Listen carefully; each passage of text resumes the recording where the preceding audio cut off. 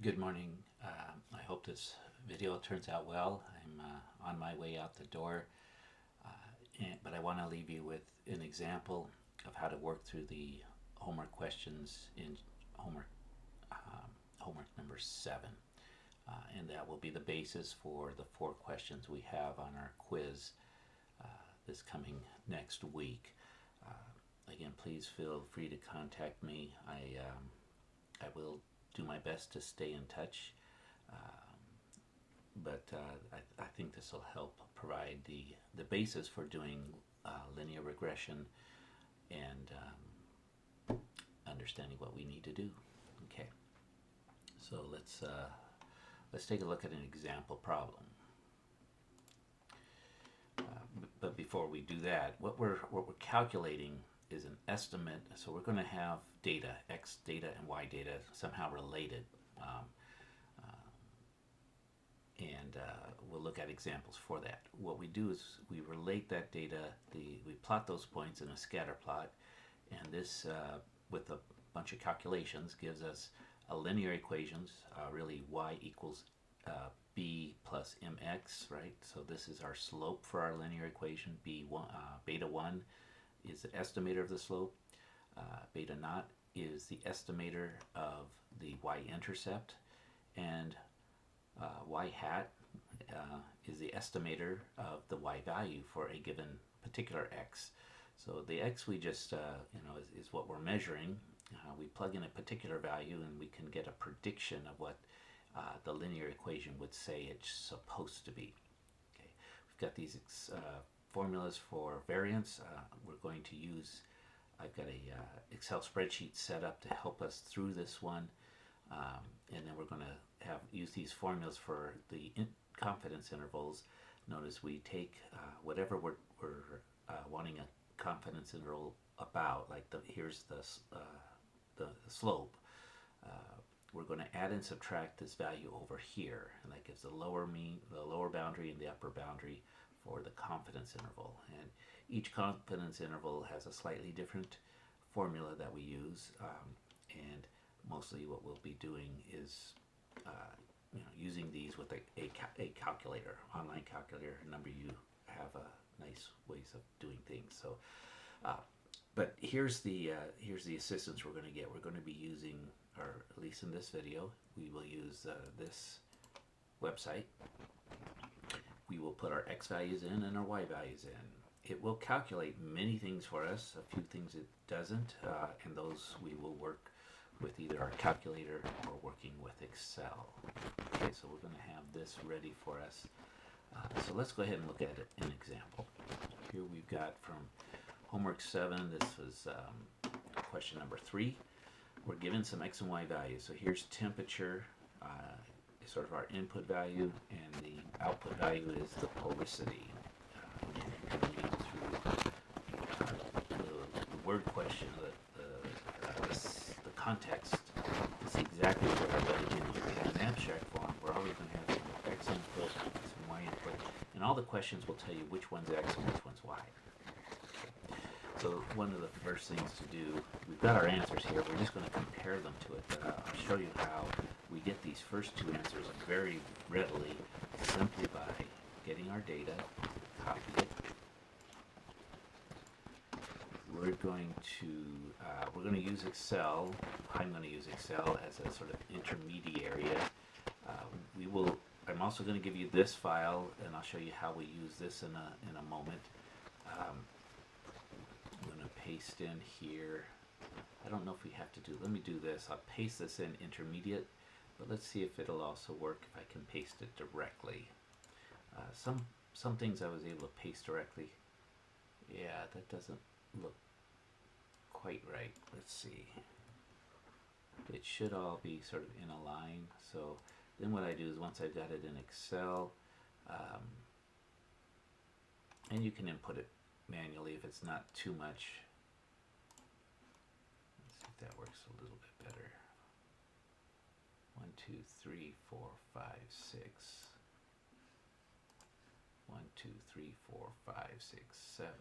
Okay, so there's just that one piece of data here, and I'll do that. But notice it now goes, just watch your order, because you want to make sure your x's and y's line up. 11, 13, and then, okay, so this is a big part, 11, 12, 13, okay. Sometime maybe you just want to enter them, okay, but let's go back to this one. So then I want to get my y values, and this is kind of why I don't like to enter it. That's usually where I make my errors, is you do one thing different. So we've got the x's here, and then I'll paste it here. Now this will also need, this is the x's, this is the y's.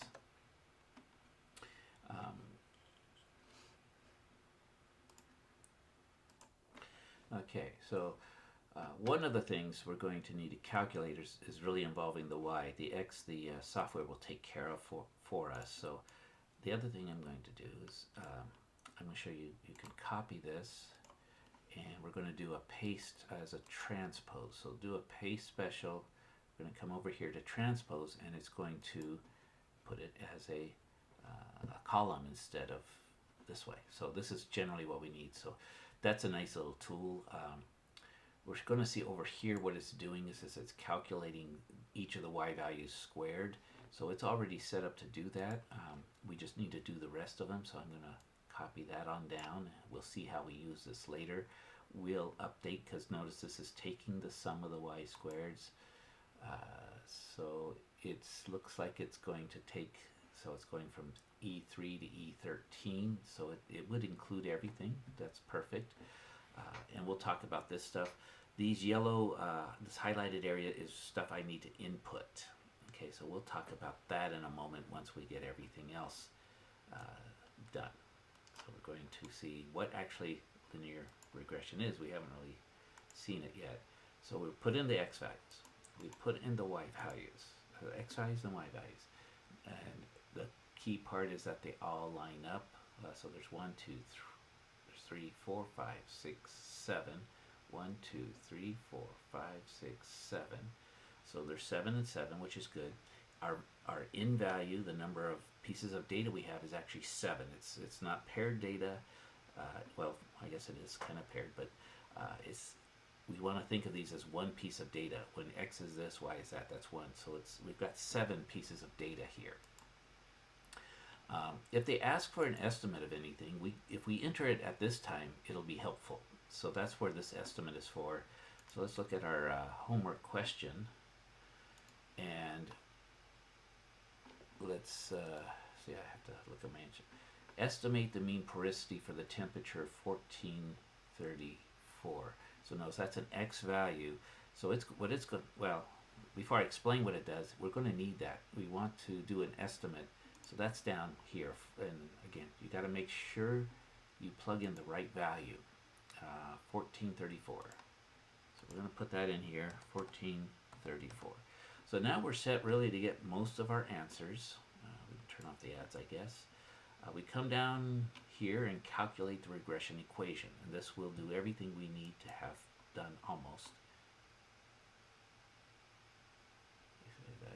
So okay, so this is, this was a problem I had earlier. It doesn't like this one, so I'm going to come back here. I'm going to get my x data.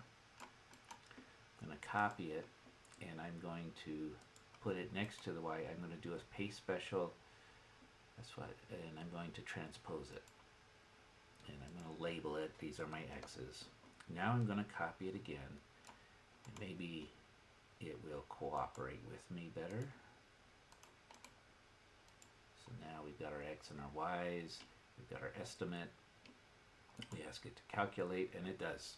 Okay, so it has done a scatter plot here for us. It's drawn the regression equation, which it's calculated. We have our average, our mean for our x, which is something we may need to use in the formulas. We have our average for the y's right here, the mean. That's what these are. Okay. Down here we have our estimated value, so we will be using that. And actually that's one of our answers, right? 6.6423. And when we look back at when they ask for the The estimate, 6.64, they rounded it. That's exactly 6.64. That's exactly what we got. So this gave us one of the answers. So when they asked for an estimate, we've got it right away. Now, what else do we have? We've got the calculation summary here. But here's our important thing, our regression equation. Slope times x plus a. In our formulas, remember, that is the slope is beta sub 1 hat, I guess you're going to call it. The y-intercept, what they're calling a, is beta hat, beta not hat. I don't know which order you say all these in, but you know, so they're giving us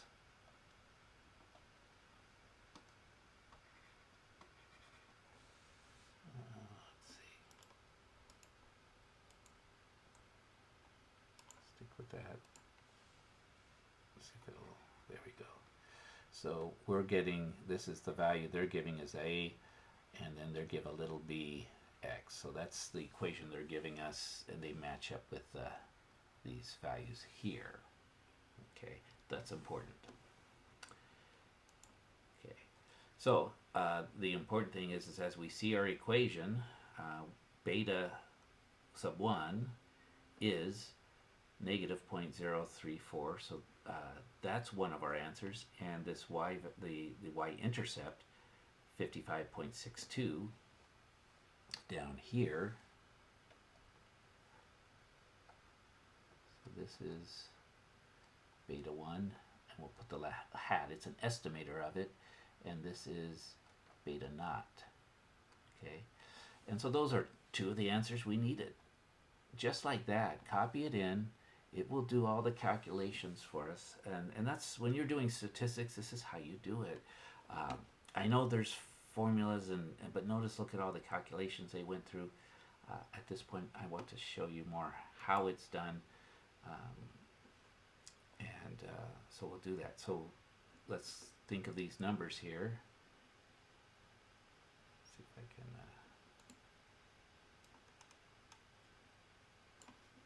I guess I better clear those out and come back here.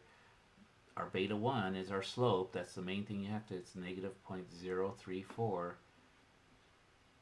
me move this over a little bit. Come back here. Negative 0.034. So we've got that one. And then beta naught 55.62. 55.62. And we're going to have as much accuracy as we need. So we have just, with one fell swoop of this technology, as long as we got everything entered, we have these two answers, which in all of the 4 types of questions, this is going to be the major part you're going to need, the regression equation.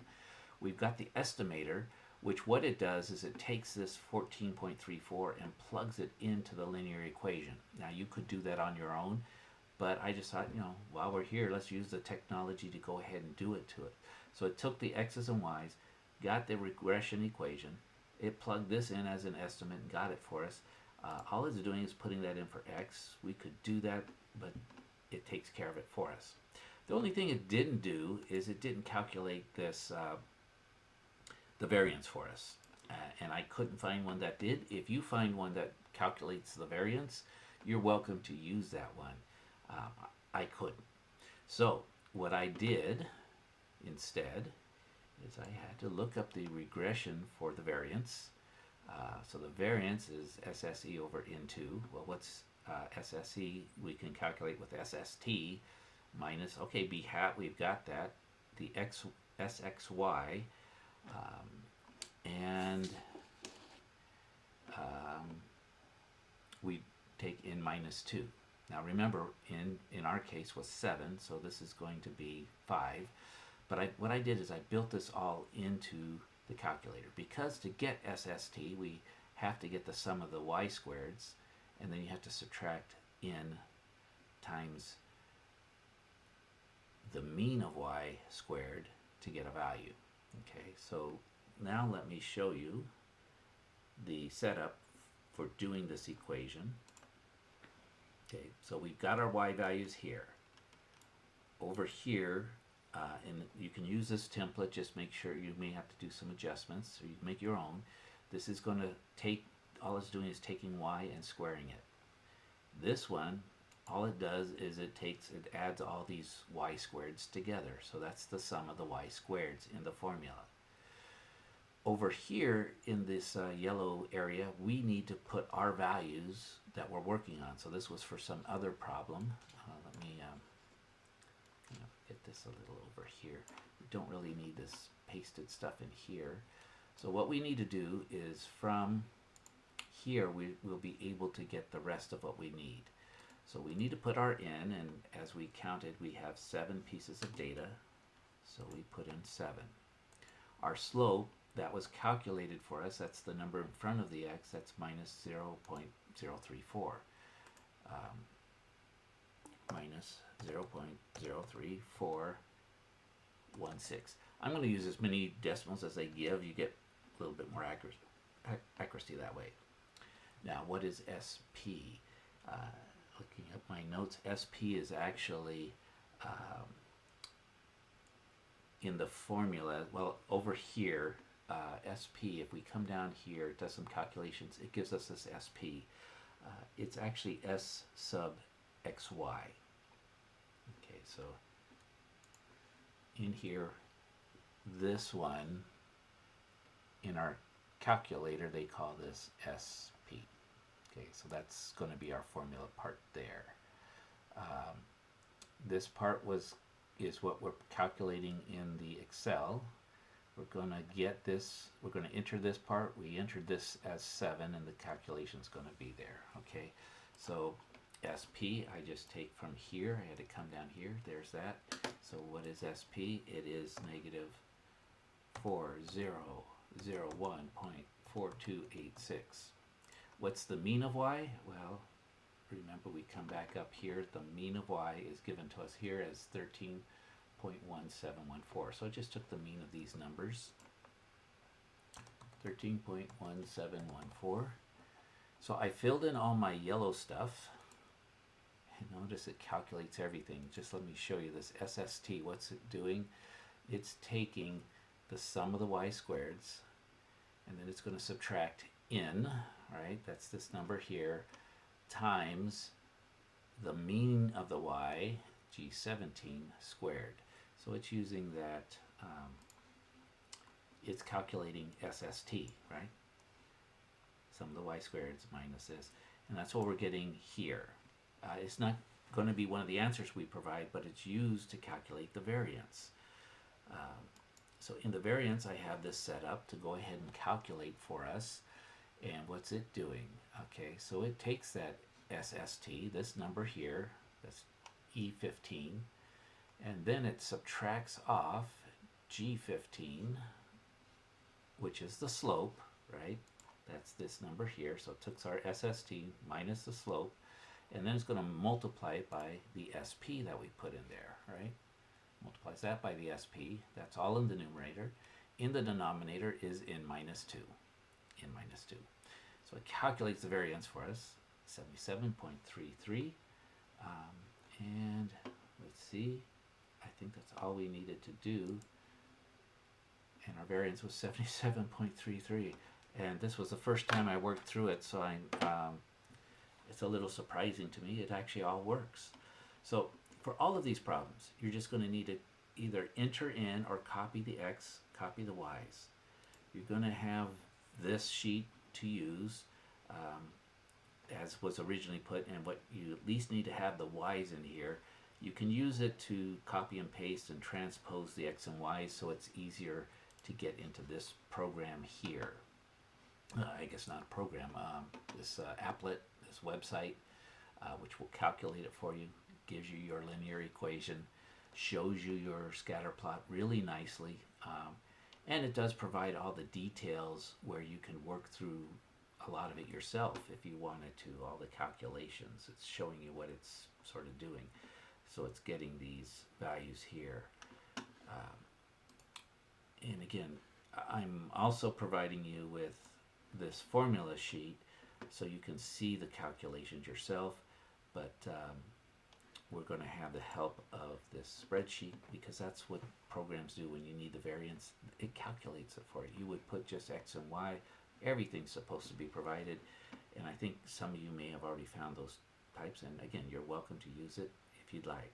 But here's a way, if you're like me and you couldn't find one, here's a way to calculate the variance. You just have to fill these in. Now, we actually have just about everything we need to calculate the confidence intervals. The one thing that we haven't talked about yet, so when we calculate, so we've got the variance here. So notice all these formulas involve the variance, so we've calculated that. Now this particular problem is not asking for confidence intervals, but some of the other questions will ask for confidence intervals. They may not ask for the variance, but you have to get the variance to get the confidence intervals anyway. So these calculations that we just did will pretty much be a part of everything we've done. The additional thing that's involved in these is we're going to have to look up a t-value, right? So this, because this is a sample, so we'll do that. And they've got this sx sub xx, and where that comes from on the program that we're using, or the website, this is what they call just SS. And we're going to find that right here. So it does a calculation of it for us. We're going to need to put that into the formula. Now, this is, I'm going to just sort of continue with this example, and I'll do it on one of these. The other ones you're just going to see do the same thing. You're just going to have to follow these formulas. And remember, each time you add it and you subtract it. The subtraction part gives you the lower part of the interval. The addition part will give you the upper side of the interval. So in the end, what we're doing is we're getting an estimator for the true value of this slope, again B1, is going to be bounded on both sides by, this will be the minus part, this will be the plus part. So you're taking your estimator and you're subtracting off all of this stuff. I'll just put stuff. And then on this side you're taking your estimator, whatever it is, and you're adding all of that stuff. Okay? And that gives us our confidence interval. The main part is this is determined by what level we want, what alpha we've used. And all the problems I looked at, they're going to use either a 95% confidence interval or a 90% confidence interval. The thing is, we can't just memorize it because it's dependent upon degrees of freedom. Okay, so let me just show you how you get that degrees of freedom. We'll calculate one of these and see how that works. And then again, the rest of these could be calculated. It's just a difference. So if you need to calculate the confidence interval on the Y-intercept, notice the formula is different. They'll talk about the mean response. So what are you calculating? Well, this is a particular Y value,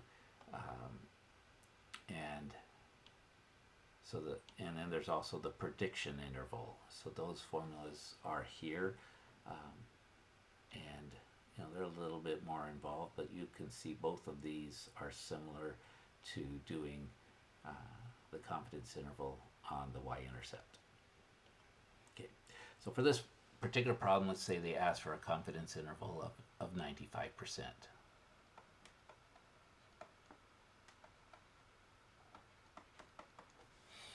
Okay, so we're going to need to look it up on the table, and where we can get that is you'll see this little link here. Once you're in Wiley, takes us to this should be fairly familiar by now.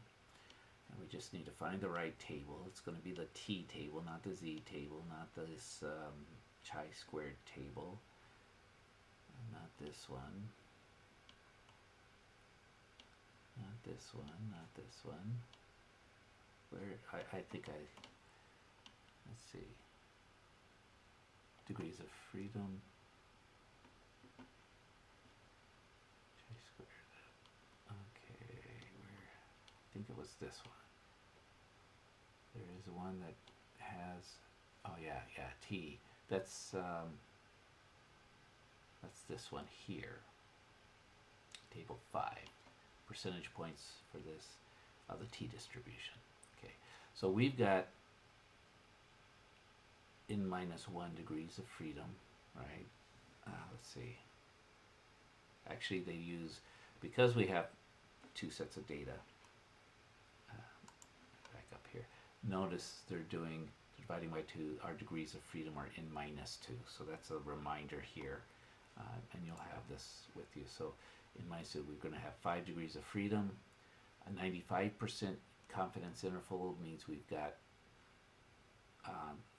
if it's a two-tailed test, it is 0.025, so 5 would be 25, or 2.571. 2.571. So for that, we calculate our t of alpha over 2, which is 0.05 divided by 2.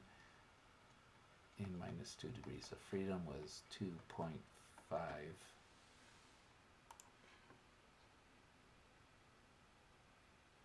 Did you get the right one? Yeah, this one, 2.571. 2.571. Okay, and so the calculation is going to be, I take my, and again from here, I have to go back and forth, so let me make this a little bit less. I can maybe minimize that part. So to do this, I need this estimator. I need my slope, and that's going to be given to me right in here. It's the number right there. Okay, so to calculate this confidence interval, I will, let me just do it right here. I'm going to have negative 0.03416. I'm going to add and subtract. So I'm going to calculate this separately and then add it and subtract it. That gives me both sides of it. This value I've got, so that's going to be 2.571. And then I'm going to multiply it, that, times the square root of the variance. And remember, the variance was something I had to calculate over here. So I got it. But there it is, 77.33. For sake of, I'm going to just write that 77.33. Now notice variance is already squared, so we don't have to square it. And then I just need the SXX, which is SS, and that's over here. It calculated that for me. 117142. 117142.8571.